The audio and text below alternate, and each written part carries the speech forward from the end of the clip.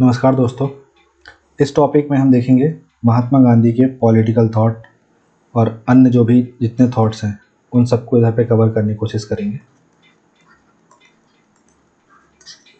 इसके अलावा अगर आपको मैं ब्रीफ एक बताऊं महात्मा गांधी के बारे में, जैसे आप क्या क्या डायमेंशन कवर करेंगे, तो आप बहुत सारे एरिया ऑफ इंटरेस्ट इनके कवर हो जाएंगे।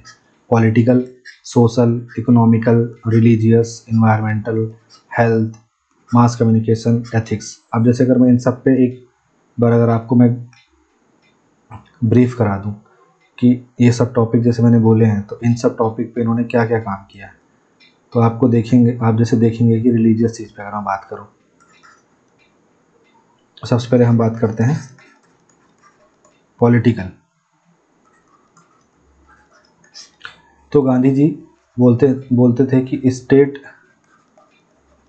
लेस होने चाहिए, ठीक है, स्टेट नहीं होना चाहिए।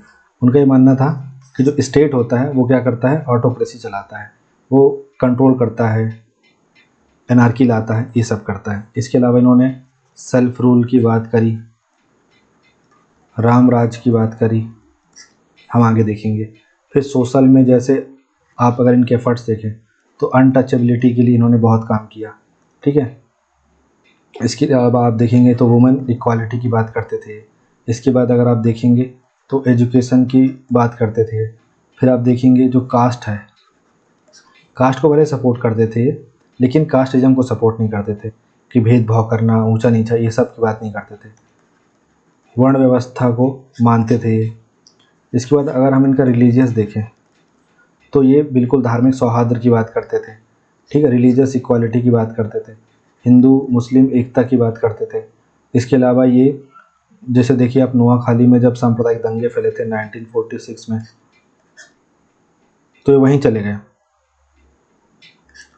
आपने किसी लीडर को देखा है कि कहीं दंगे हो रहे हैं और उसमें वहाँ पे मौजूद हो? वहाँ बिल्कुल नहीं होगा, लेकिन हाँ वहाँ ऐसी एक्टिविटी करवाता रहेगा कि दंगे और भड़कें। इसके बाद अगर आप देखिए इनका पॉलिटिकल, सोशल, इकोनॉमिकल, तो ये क्या बात करते थे, ये डिसेंट्रलाइजेशन की बात करते थे। ये बात करते थे सेल्फ रूल के साथ जो रूरल एरियाज़ हैं उनके एम्पावरमेंट की बात करते थे। साथ ही साथ में ये कहते थे कि जो गांव हैं जब तक वो सशक्त नहीं होंगे तब तक राष्ट्र का बेहतर निर्माण नहीं हो सकता, ठीक है। तो ये रूरल इकोनॉमी की बात करते थे, ग्रामीण सुशासन की बात करते थे। इसके अलावा अगर आप इनके इन्वायरमेंटल देखें तो ये ट्रीज़ के प्लांटेशन का सपोर्ट करते थे, ठीक है, एनिमल हस्बेंड्री को प्रमोट करते थे। इसके बाद ये पर्यावरण संरक्षण की बात करते थे। इसके बाद अगर आप इनका हेल्थ वाला पर्सपेक्टिव देखेंगे तो महात्मा गांधी जी 72,000 किलोमीटर के आसपास पैदल चले थे पूरे भारत में, जब से वो 1915 से लेकर के 1948 जब तक वो जीवित रहे तब तक वो पूरा इन्होंने इतना चला, मतलब 2 बार पृथ्वी को नाप दिया इन्होंने। इसके बाद ये बकरी का दूध का सेवन करते थे, ठीक है, सात्विक भोजन करते थे, मांसाहार के खिलाफ थे। इससे एनिमल क्रुएलिटी के प्रति इनका जो रवैया है वो समझ में आता है कि एनिमल क्रुएलिटी की बात नहीं करते थे, उसका अपोज करते थे। इसके बाद अगर हम इनका और पर्सपेक्टिव देखें तो जैसे हम देखें कि मास मीडिया की बात करें, मास कम्युनिकेशन, तो इन्होंने खुद इनके 2 पत्र चलते थे, ठीक है, हरिजन से हरिजन हो गया, और आप देखिए जैसे इनका अभी आगे आएगा डिस्कस कर लेंगे। इसके अलावा और पर्सपेक्टिव अगर आप देखें इनके, तो ये हर पर्सपेक्टिव में लगभग आपको फिट मिल जाएंगे, हर जगह पे आपको महात्मा गांधी मिल जाएंगे। तो स्टार्ट करते हैं हम। सबसे पहले आप इंट्रो में क्या लिखेंगे, महात्मा गांधी के बारे में इंट्रो में आप जितना अच्छा लिख सकते हैं वो सब लिखिए कि महात्मा गांधी राष्ट्रपिता, ठीक है। इसके बाद लिखिए महान समाज सुधारक, राजनीतिज्ञ, कूटनीतिज्ञ, ठीक है, ये थे, और भारतीय आज़ादी में, भारत की स्वतंत्रता में इनका जो योगदान है वो अतुलनीय है, अनुपम है। तो ये ऐसे आपको इनका एक इंट्रो बनाना है, ठीक है। इन्होंने जो काम किया है उसी को बेस बना के इंट्रो बना देना है। तो ये आपको कला आनी चाहिए हर पॉलिटिकल थिंकर के लिए करने के लिए। अब हम इनका राजनीतिक विचार देखते हैं। तो जैसे सत्याग्रह, सत्य पर बल देने की बात करते थे। अहिंसक प्रतिरोध को न्याय और सामाजिक परिवर्तन प्राप्त करने के लिए सबसे शक्तिशाली उपकरण मानते थे। नमक सत्याग्रह हो, भारत छोड़ो आंदोलन हो, चंपारण हो, अहमदाबाद हो, खेड़ा हो, हर जगह आप देखिए इन्होंने प्रयोग किया। अहिंसा, गांधी के दर्शन में शांति और अहिंसा पर जोर दिया गया। यहाँ मैं सत्य का इस्तेमाल करूँगा। राजनीति में आक्रामकता खारिज किया गया और इसके बजाय संवाद को बढ़ावा दिया। ब्रिटिश सामानों का बहिष्कार करना, ठीक है, इस तरीके से इन्होंने किया। ब्रिटिशों से लड़ा नहीं, उनका सामान का बहिष्कार किया, इकोनॉमिकली उनको नुकसान पहुंचाया। स्वराज स्वशासन, गांधी ने नैतिक स्वशासन के साथ साथ राजनीतिक स्वतंत्रता की वकालत की, जहां नागरिक अपने कार्यों की जिम्मेदारी लेते हैं, जैसे ग्रामीण स्वशासन अवधारणा। सत्ता का विकेंद्रीकरण की बात की, ठीक है, समानता और सामाजिक न्याय की बात करी। अभी मैं इनके और विचार में आऊँगा। इसके अलावा इन्होंने ट्रस्टीशिप मॉडल दिया। मानना था कि जो धन का उपयोग है वो समाज के कल्याण के लिए होना चाहिए। उद्योगपतियों को सार्वजनिक धन के ट्रस्टी के रूप में कार्य करने के लिए प्रोत्साहित किया और कहा कि आपके पास जो सरप्लस धन है उसका प्रयोग करिए राष्ट्र का विकास करने के लिए, राष्ट्र की जनता का विकास करने के लिए। शांतिपूर्ण अंतर्राष्ट्रीय संबंध की बात करी, विश्व शांति की वकालत करी, राष्ट्रों से हिंसा के बिना विवादों को हल करने का आग्रह किया। उदाहरण के लिए द्वितीय विश्व युद्ध के बाद अहिंसा के लिए उनकी अपील, या प्रथम विश्व युद्ध के दौरान भी उन्होंने ऐसा किया। नैतिक राजनीति पर बल देते थे। राजनीतिक में ईमानदारी, नैतिकता, सत्यनिष्ठा, इन सब की आवश्यकता पर बल दिया। तो आप देखिए कि गांधी जी के पॉलिटिकल विचार कितने सही हैं, आज भी रिलेवेंट है ये। अब अगर मैं यहाँ पे एक बात करूँ कि गांधी जी के जो पॉलिटिकल थॉट्स हैं उस पर एक स्टेट को लेकर के उनका जो विचार था उसको बस मैं अगर डिस्कस करूँ तो गांधी जी कहते थे the best government is that which governs the least. मतलब वो सरकार सबसे बढ़िया होती है जो सबसे कम शासन करे, ठीक है। इन्होंने कहा कि state as a necessary evil, मतलब स्टेट क्या है, एक अनिवार्य शत्रु है, ठीक है। अनिवार्य मतलब एक ऐसी चीज़ है कि मतलब ये एविल है, ये क्या करेगी, मशीनरी से टाइप से काम करेगी और वायलेंस करेगी और लोगों को कंट्रोल करेगी, ठीक। दूसरा स्वराज या सेल्फ रूल, इन्होंने विलेज आर सेल्फ सफिशिएंट ऐसा कहा, और विलेज जो हैं इनको ही मतलब केंद्र बनाने की कोशिश करी और विलेज से ही सारी सत्ता का शासन होना चाहिए। फिर इन्होंने राम राज की बात करी, थियोक्रेसी कॉन्सेप्ट पे नहीं कि मतलब देश का एक धर्म होना चाहिए, इस टाइप से नहीं। इन्होंने ट्रुथ, नॉन वायलेंस, इक्वालिटी, इस बेसिस पे रामराज की बात करी। फिर ये सेंट्रलाइजेशन के खिलाफ थे। इनका कहना था कि डिसेंट्रलाइजेशन होनी चाहिए, पावर का सब में डिस्ट्रीब्यूशन होना चाहिए, और जो जिला जो गांव है वो मेन अथॉरिटी होनी चाहिए, ठीक। पॉलिटिक्स में एथिक्स की बात करी, मतलब धर्म में जो राजनीति है उसमें धर्म होना चाहिए पर धर्म में राजनीति नहीं होनी चाहिए, जो आज के नेताओं को समझ में नहीं आता। तो इस तरीके से इस अप्रोच को गांधी जी ने आगे बढ़ाया। अब अगर हम इनके सामाजिक विचार देखें तो एक चीज़ और आप ध्यान रखिएगा, मैं आपको यहाँ बहुत अच्छे से एक्सप्लेन कर देता हूँ इस चीज़ को, कि जितने भी हमारे पॉलिटिकल थिंकर हैं, ठीक है, कौटिल्य के बाद हम जिनको पढ़ेंगे, उन सबके सोशल विचार में वो एजुकेशन को बढ़ावा देंगे, वो वुमेन इक्वालिटी को बढ़ावा देंगे, वुमेन एम्पावरमेंट को बढ़ावा देंगे, छुआछूत को ख़त्म करने की बात करेंगे, जातिवाद का विरोध करेंगे, वर्ण व्यवस्था, इसको किनारे कर दो। तो ये तो सब में कॉमन ही लिखना है आपको। क्या आपको लगता है जयप्रकाश नारायण बोलेंगे नहीं शिक्षा नहीं देनी चाहिए? क्या आपको लगता है राम मनोहर लोहिया बोलेंगे कि वुमेन को इक्वालिटी नहीं देनी चाहिए? क्या आपको लगता है कि राम मनोहर लोहिया या दीनदयाल उपाध्याय कहेंगे कि जातिवाद बढ़ाना चाहिए? नहीं ना। तो ये आपको कंठस्थ रखना है कि ये तो अच्छी चीज़ें सब में ही लिखनी है। तो यहाँ पे ये सबसे अच्छा हमारा ये पॉइंट क्लियर हो जाता है कि हम इस चीज़ से बच गए कि इसका अलग याद करना पड़ेगा, उसका तो नहीं, ऐसा कुछ भी नहीं है। ये सब अच्छी चीज़ को ही प्रमोट करेंगे।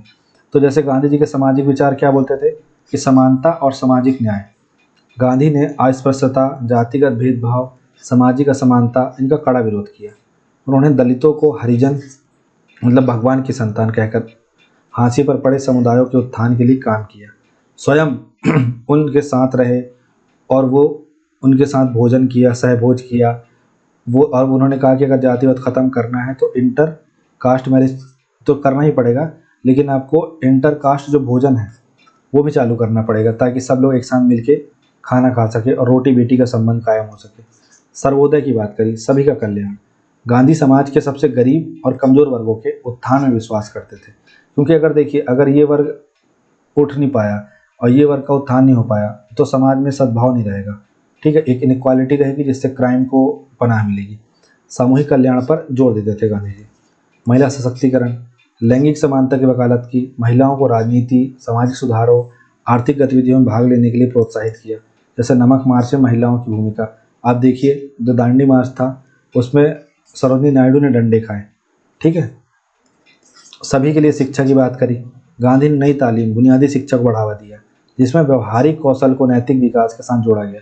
मतलब जो कौशल हो वो व्यवहारिक हो, इस टाइप का हो कि उसको, मतलब वो लिपकी ना हो, लिपिक वाला नहीं होगा हम बाबूगिरी करनी है। आदमी के पास व्यवहारिक कौशल हो तो वो उसके पास, मतलब स्किल बेस्ड की बात करी कि भाई बढ़ईगिरी का काम आता हो, कारपेंटरी का काम आता हो, इलेक्ट्रॉनिक्स का काम आता हो, घर बनाने का काम आ रहा हो, ऐसे स्किल बेस्ड की बात करी। ग्रामीण विकास की बात करी, गांव के विकास पर जोर दिया, कृषि, हस्तशिल्प, कुटीर उद्योगों, इनके माध्यम से आत्मनिर्भरता को बढ़ावा दिया। ठीक है, खादी आंदोलन सबसे बड़ा जैसे समझते हैं आप। इसके बाद इन्होंने और क्या कहा सामाजिक विचार में, स्वास्थ्य और स्वच्छता पर बल दिया।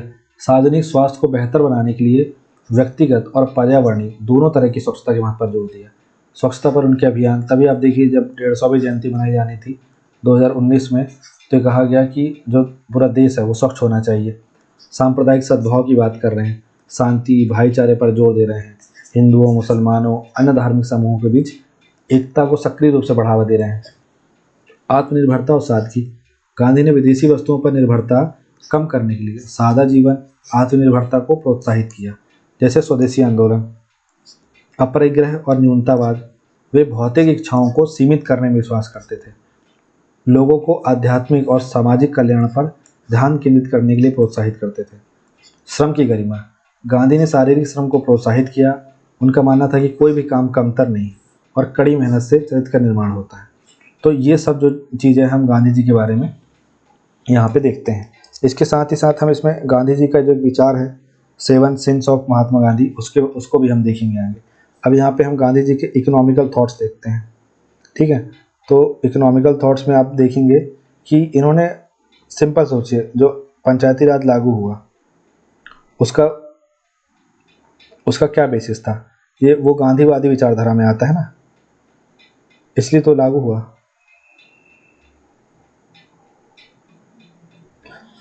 देखिए इन्होंने ग्रामीण व्यवस्था की बात करी। इन्होंने बोला कि जो ग्रामीण अर्थव्यवस्था है, ग्राम स्वराज है, वो मानते थे कि गांधी भारत की अर्थव्यवस्था, मतलब गांव जो है वो भारत की अर्थव्यवस्था की रीढ़ है। उन्होंने आत्मनिर्भर ग्रामीण समुदायों की वकालत की, खादी, हस्तशिल्प, इनको बढ़ावा देने की बात करी। दूसरा, स्वदेशी आंदोलन, भारत की घरेलू अर्थव्यवस्था को बढ़ावा देने और स्थानीय उद्योगों को सशक्त बनाने के लिए स्थानीय वस्तुओं के उपयोग को प्रोत्साहित किया और विदेशी उत्पादों का बहिष्कार किया। साथ ही आप देखें विकेंद्रीकृत अर्थव्यवस्था, गांधी ने बड़े पैमाने पर इंडस्ट्रियलाइजेशन का विरोध किया, उद्योगों का विरोध किया, जमीनी स्तर पर रोजगार प्रदान करने के लिए लघु स्तरीय उद्योगों और कुटीर उद्योगों की वकालत की। उनका ये कहना था कि जो मशीनें हैं वो क्या करेंगी, रोजगार खा जाएंगी। ठीक है, और जो स्किल नहीं हो पिछड़े रह जाएंगे।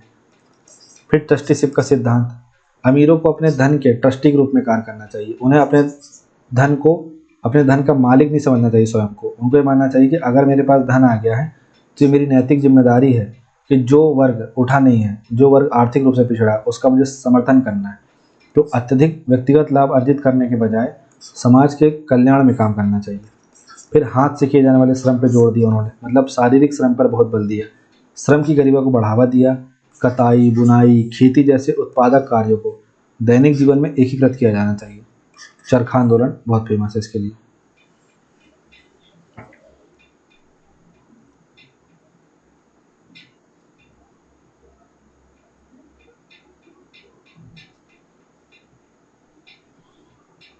इसके अलावा हम देखेंगे आत्मनिर्भरता की बात कर रहे हैं, जो आत्मनिर्भर अभियान 2020 में चालू हुआ, इसके बाद गांधी जी पहले से कर रहे हैं।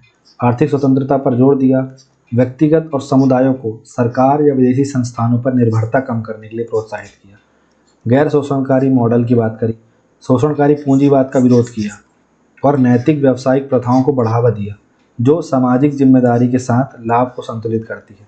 ठीक है, नैतिक अर्थव्यवस्था की बात करी। उनका मानना था कि भ्रष्टाचार और शोषण को रोकने के लिए आर्थिक गतिविधियों को सत्य, अहिंसा और न्याय के साथ जोड़ा जाना चाहिए। साथ ही सादगी और न्यूनतावाद की बात करी। अत्यधिक उपभोक्तावाद और विलासितापूर्ण जीवन शैली को हतोत्साहित करते हुए सरल जीवन को बढ़ावा दिया ताकि इंसान के पास ज़्यादा लोड नहीं आए। अगला, कृषि पर ध्यान। गांधी ने कृषि को भारत की अर्थव्यवस्था के दिल के रूप में देखा, मतलब हृदय के रूप में देखा, और खाद्य सुरक्षा सुनिश्चित करने के लिए खेती की तकनीकों, सिंचाई, भूमि सुधारों में सुधार का आग्रह किया। तभी देखेंगे कि इसके बाद विनोबा भावे ने भूदान आंदोलन चलाया। मुझे समझ में नहीं आता विनोबा भावे को क्यों ऐड नहीं किया जाता पॉलिटिकल थिंकर में, वो कितने अंडररेटेड हैं। अब अगर हम देखें उनका रेलेवेंस क्या है महात्मा गांधी का आज के वर्तमान समय में, तो आप पाएंगे कि अहिंसा, गांधी का अहिंसा का दर्शन दुनिया भर में शांतिपूर्ण विरोध, संघर्ष समाधान को प्रेरित करता है। ठीक है, मार्टिन लूथर किंग जूनियर जो है, नेल्सन मंडेला, इनसे इंस्पायर्ड होकर के उन्होंने अपने देश में क्रांति ला दी। अब देखिए कितना रेलेवेंस इसका वर्तमान में, जो ये इसराइल हमास वॉर चला, यूक्रेन और रशिया वॉर चला, ठीक है, ये आज भी अहिंसा से ख़त्म हो सकते हैं।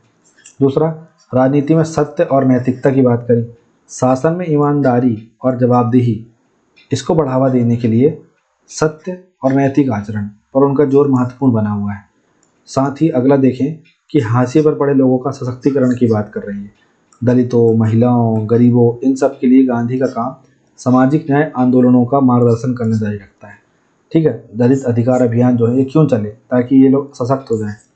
ग्रामीण विकास की बात कर रहे हैं, ग्राम स्वराज का उनका दृष्टिकोण आज के ग्रामीण उत्थान और सतत विकास पर ध्यान केंद्रित करने के साथ संरेखित है। पंचायती राज प्रणाली आप देख लीजिए, आर्टिकल 40 को जब 73 और 74 के द्वारा लागू किया गया। फिर पर्यावरण जागरूकता, न्यूनतमवाद, ठीक है, मतलब मिनिमलिज्म, कम से कम में उपयोगितावाद, आत्मनिर्भरता, पर्यावरण के अनुकूल जीवन पर गांधी के विचार आधुनिक स्थिरता प्रयासों का समर्थन करते हैं। आज भी आप जैविक खेती आंदोलन सबसे बड़ा चीज़ है इसके सामने, जो उर्वरक, फर्टिलाइजर ये सब डाल के हम अपनी मिट्टियों को, फसलों को, फूड चैन को, स्वास्थ्य को प्रभावित कर रहे हैं। उसके आगे गांधी का ये विचार हमें दिखाता है कि हम कैसे अपने स्वास्थ्य को अच्छा कर सकते हैं। फिर आर्थिक आत्मनिर्भरता, स्वदेशी और स्थानीय उद्योगों में उनका विश्वास भारत की मेक इन इंडिया पहल के साथ मेल खाता है। लेकिन आप देखिए 10 साल हो गए मेक इन इंडिया पहल को, पर आज भी हमारे पास खुद की मोबाइल ब्रांड कंपनी नहीं है। इसके अलावा मानव अधिकार और समानता की बात कर रहे हैं, तो सांप्रदायिक सद्भाव, महिलाओं के अधिकार, सामाजिक समानता, इसके लिए गांधी की वकालत समावेशिता को बढ़ावा देने में प्रासंगिक बनी हुई है। फिर मूल्यों के साथ शिक्षा, नैतिक शिक्षा के साथ कौशल विकास को मिलाकर उनका नई तालीम मॉडल आधुनिक व्यावसायिक प्रशिक्षण कार्यक्रमों में परिलक्षित होता है। न्यू एजुकेशन पॉलिसी में इसको ऐड करना चाहिए, और व्यक्ति को जो उसके संस्कार हैं, संस्कृति है, ये सब इसलिए बताने चाहिए क्योंकि अब घर के लोग भी भूल चुके हैं। जब घर के लोग भी भूल चुके हैं तो कम से कम विद्यालय ही बताए, ताकि हम एक अच्छे नागरिक का निर्माण करें। अच्छे नागरिक का निर्माण करेंगे तो अच्छा समाज बनेगा, अच्छा समाज बनेगा तो अच्छा राष्ट्र बनेगा, अच्छा राष्ट्र बनेगा तो अच्छा विश्व बनेगा और पूरी मानवता अच्छी होगी। शांति और वैश्विक प्रभाव, शांति और सहयोग को बढ़ावा देने के लिए गांधी के सिद्धांतों को अंतर्राष्ट्रीय कूटनीति में व्यापक रूप से अपनाया जाता है। ठीक है, उदाहरण के द्वारा नेतृत्व, सादगी, सच्चाई और सेवा की गांधी की जीवन शैली आज भी व्यक्तियों, कार्यकर्ताओं और नेताओं को प्रेरित करती है। तो इनका उदाहरण आज भी पेश करना चाहिए और बड़े पैमाने पे इनके बारे में पढ़ाया जाना चाहिए। इसके बाद हम अम्बेडकर जी के बारे में पढ़ेंगे। तो आई होप कि आपको यहाँ पे गांधी जी के सारे विचारों के बारे में समझ में आया होगा। अब यहाँ पे मैं एक चीज़ के बारे में और आपको बताना चाहूँगा, जो हो सकता है एग्ज़ाम में आ सकता है या आपको नहीं भी आ रहा तो भी आपको इसके बारे में अवेयर होना चाहिए। 7 सिंस ऑफ गांधी जी। ठीक है, इसमें क्या है, पहला ये बोल रहा है कि राजनीति बिना नीति के, मतलब पॉलिटिक्स विदाउट प्रिंसिपल, सिद्धांत बिना राजनीति, मतलब सिद्धांतों के अभाव में राजनीति नहीं हो सकती। Power hungry politics without ethics leads to corruption, इससे क्या होगा, इससे भ्रष्टाचार जो है वो बढ़ेगा। दूसरा अगर हम देखें कि मेहनत के बिना धन, अगर आपके पास धन आ जाए, धन बिना मेहनत के, तो आप क्या हो जाएंगे, आप आलसी हो जाएंगे, आप उसका मिसयूज करेंगे, आप उससे नशा पान ये सब करेंगे। ठीक है, earning money without honest labour is unjust. इसके बाद विवेक के बिना सुख,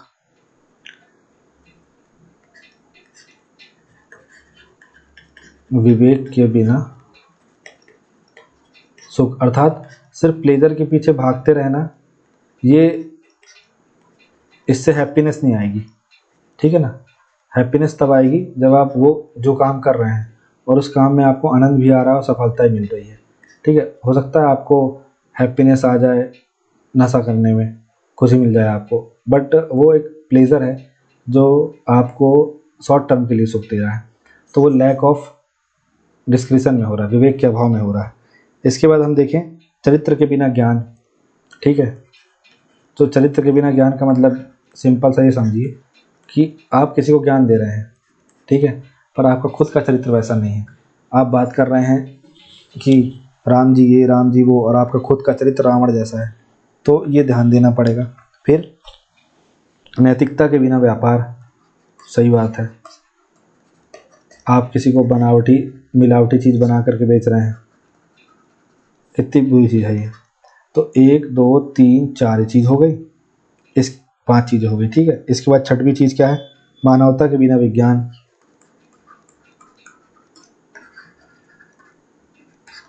ये तो इंसान को वैसे भी रटा हुआ होना चाहिए जो मैं यहाँ पे बता रहा हूँ। इसके बाद आप देखेंगे कि बलिदान के बिना पूजा। तो ये जो 7 सिंस हैं महात्मा गांधी के, कभी कभी पूछ लिए जाते हैं, तो आपको याद रखना है। सिद्धांत के बिना राजनीति, धन बिना मेहनत के, विवेक के बिना सुख, चरित्र के बिना ज्ञान, नैतिकता के बिना व्यापार, मानवता के बिना विज्ञान और बलिदान के बिना पूजा। ठीक है, अगर वो विज्ञान जिसमें मानवता का भला नहीं है तो क्या विज्ञान है। इसलिए आप देखिए, जब ओपनहाइमर ने न्यूक्लियर बॉम्ब बनाया, उसके बाद जितना उसको रिग्रेट हुआ उतना किसी को रिग्रेट नहीं हुआ होगा। अल्फ्रेड नोबेल ने जब डायनामाइट बनाया और उसका जब मिसयूज हुआ तो उन्होंने उसके लिए सुसाइड कर लिया, और आज तक उसका वो कर्ज चुका रहे हैं लोगों को, अल्फ्रेड अपने नोबेल प्राइज़ दे करके, वो भी अपनी वसीयत से। तो इस तरीके से आप 7 सिंस हमने समझा, political thoughts, social thoughts, economical thoughts, ये सब हमने समझा, और रेलिवेंसी भी समझा महात्मा गांधी का कि वर्तमान में क्या है। तो आई होप आपको समझ में आया होगा। तो thank you so much for watching this video. Have a nice day.